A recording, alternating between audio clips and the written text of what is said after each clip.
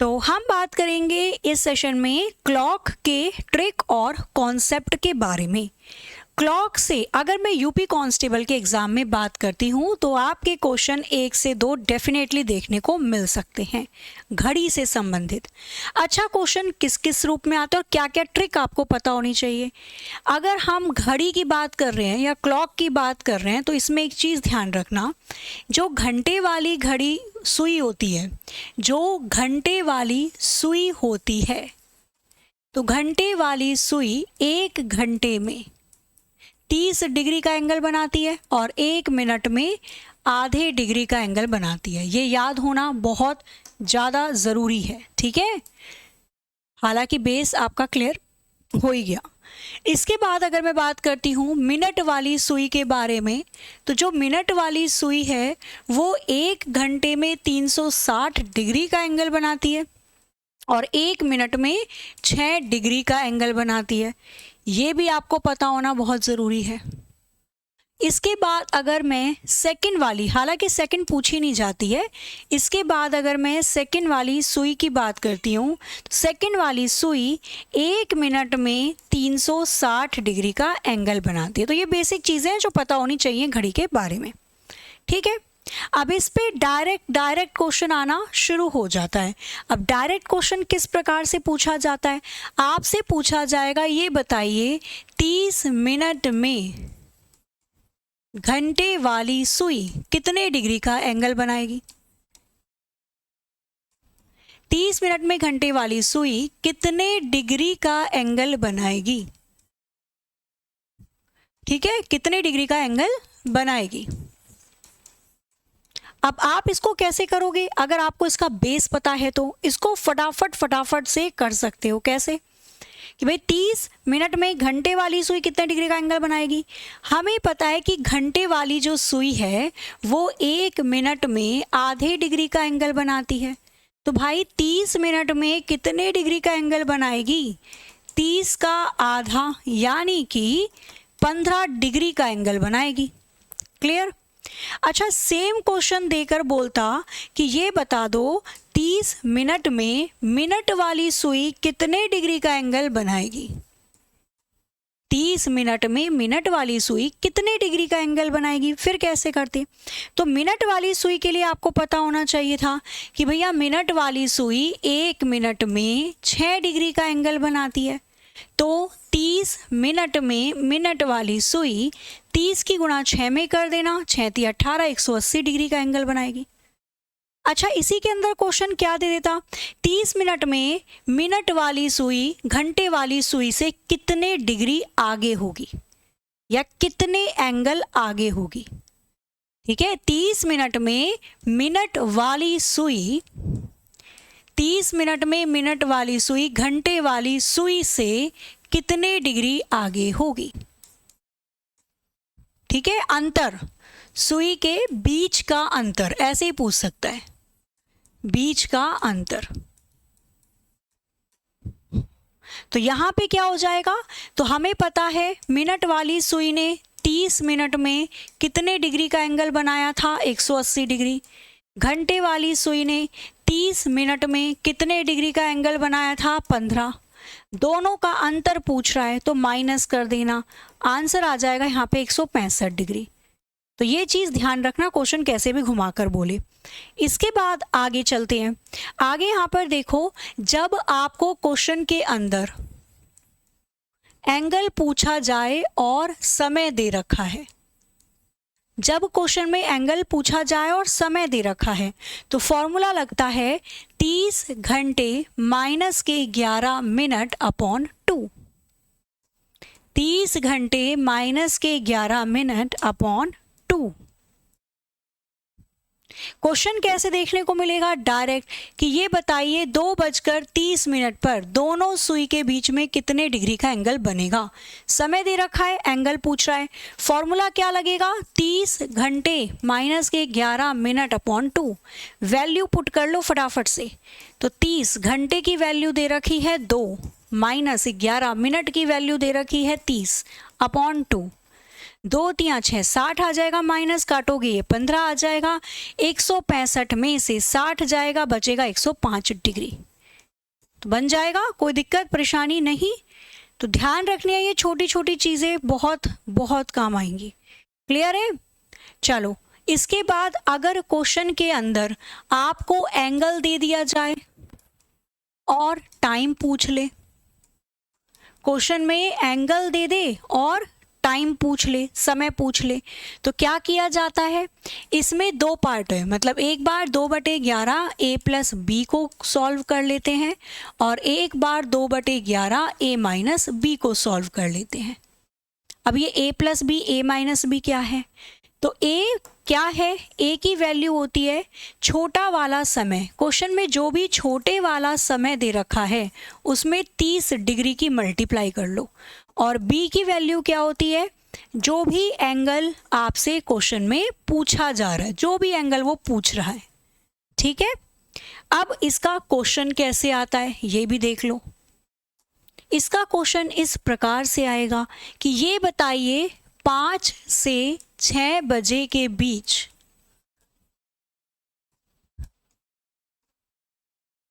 किस समय 6 बजे के बीच किस समय 180 डिग्री का एंगल बनेगा, या दोनों सुई एक दूसरे के विपरीत होंगी। एक और चीज ध्यान रखना, ये जो a प्लस बी या a माइनस बी है ना, a प्लस बी या माइनस बी, ये 0 डिग्री से ज़्यादा होना चाहिए और 360 डिग्री से कम, क्योंकि एंगल कभी भी माइनस में नहीं आता और ना ही 360 से ज़्यादा हो सकता है। तो अब यहाँ पर चलो सॉल्व करना शुरू करते हैं। अब सबसे पहले इसने क्या बोला, इसने बोला कि भैया a की वैल्यू निकालो, b की वैल्यू निकालो। हमें पता है इसने हमसे एंगल देकर वो समय पूछ रहा है। एक बार 2/11 ब्रैकेट में a प्लस बी निकाल देना और एक बार 2/11 ब्रैकेट में a माइनस बी निकाल देना। अच्छा, a की वैल्यू क्या होगी, तो a की वैल्यू कैसे निकालते हैं, छोटे वाले समय में, तो 5 और 6 में छोटा समय है 5, 30 डिग्री की मल्टीप्लाई कर दो, तो a की वैल्यू कितनी आ गई, 150। अच्छा, b की वैल्यू क्या होती है, जो एंगल वो पूछ रहा है, तो b की वैल्यू 180। तो एक बार 150 में 180 को जोड़ दो और एक बार 150 में से 180 घटा दो। अब यहाँ पे 2/11 ब्रैकेट में आ जाएगा माइनस के 30 डिग्री। मैंने आपको बताया ब्रैकेट वाली वैल्यू 0 से बड़ी होनी चाहिए, 360 से छोटी होनी चाहिए। ब्रैकेट वाली वैल्यू 0 से बड़ी होनी चाहिए और 360 से छोटी होनी चाहिए। तो यहाँ पर माइनस में आ रहा है, इसका मतलब इससे आंसर नहीं आएगा, आंसर इसी से आएगा। तो 2/11 कितना आ जाएगा, 8 और 5 बन गया यहाँ पर 330 डिग्री। सॉल्व करो इसको, कैसे सॉल्व किया जाएगा, 660/11 या डायरेक्टली काट सकते थे, 11 तिया 33 0, 30 की 2 में गुणा करोगे, आंसर आ जाएगा इसका 60। आंसर आ जाएगा इसका 60 मिनट। मतलब 5 से 6 के बीच में किस समय दोनों सुई 180 डिग्री का एंगल बनाएंगी, ठीक 60 मिनट के बाद, मतलब 5:60 पे। और 5:60 का मतलब है 6 बजे दोनों सुई के बीच में 180 डिग्री का एंगल होता है। किसी भी तरीके से कोई भी क्वेश्चन निकाल सकते हो आप। ध्यान रखना, जब एंगल आपको दिया हो और टाइम पूछे। क्लियर है, इससे 90 डिग्री निकाल लो, 70 डिग्री निकाल लो, जो भी चाहो। अब इसके बाद क्वेश्चन आता है घड़ी वाले के अंदर, एक पूछी जाती है मिरर इमेज कि भाई ये घड़ी है, इसमें इतने बज रहे हैं, बताइए इसका दर्पण प्रतिबिंब क्या होगा। तो जब भी मिरर इमेज पूछे, ध्यान रखना रात में भूत 12 बजे दिखाई देते हैं, तो मिरर इमेज में जो भी समय दिया हो उस समय को 12 में से माइनस कर लेना या 11:60 में से माइनस कर लेना, दोनों एक ही चीज़ है। अब आपसे क्वेश्चन दिया होगा आपको कि यदि 3:45 हो रहे हैं तो बताइए इसकी दर्पण प्रतिबिंब क्या बनेगी। या अगर 3:45 दर्पण में दिखाई दे रहे हैं तो एक्चुअल कितने बज रहे होंगे, किस में से माइनस करोगे, 11:60 में से जो भी समय दे रखा है वो माइनस कर देना, आंसर आ जाएगा यहाँ पे 8:15 दिखाई देंगे। क्लियर है, तो 8:15 दर्पण में दिखेंगे। अब सेम इसी के अंदर आपसे पूछ लेता है कई बार वाटर इमेज यानी कि जल प्रतिबिंब। इसी में कई बार आपसे पूछ लेता है वाटर इमेज, जल प्रतिबिंब। ध्यान रखना, याद रखने के लिए कि जल पीते हैं सुबह सुबह उठ के 6:30 बजे। तो यदि किसी समय का जल प्रतिबिंब पूछे तो उसे 6:30 में से घटा देना। 6:30 को 18:30 लिख सकती हूँ, ट्रेन का टाइम सुबह के 6:30, 18:30 मतलब शाम के 6:30 बजे की ट्रेन है हमारी। 6:30 को मैं 5 घंटे 90 मिनट लिख सकती हूँ, 1 घंटा मैंने पीछे भेज दिया, 1 घंटे में 60 मिनट होते हैं, 30 पहले से थे 90 हो गए। 18:30 को मैं 17:90 भी लिख सकती हूँ। तो ये चारों वैल्यू एक ही नंबर को दर्शाती है। अकॉर्डिंग टू द आपकी नीड आप कोई भी वैल्यू उठा सकते हो। तो आपसे क्वेश्चन में पूछा जाएगा, इसी को पकड़ लो, 3:45 हो रहे हैं, आपको बताना है इसका जल प्रतिबिंब या वाटर इमेज क्या बनेगी। जल प्रतिबिंब या वाटर इमेज क्या बनेगी। तो कैसे किया जाएगा, किसी में से माइनस कर लो। तो 3:45 आसानी से किस में से माइनस हो जाएगा, 5:90 में से। तो इसी में से घटा लो, 5:90 में से 3:45 को आपने माइनस किया तो वैल्यू कितनी आ जाएगी आपके पास, 2:45। चाहो तो किसी में से माइनस कर लेना, 2:45 यहाँ पर बनेंगी। ठीक है। अगर आप बोलोगे कि मैडम हम अगर इसमें से माइनस करें तो कर लो।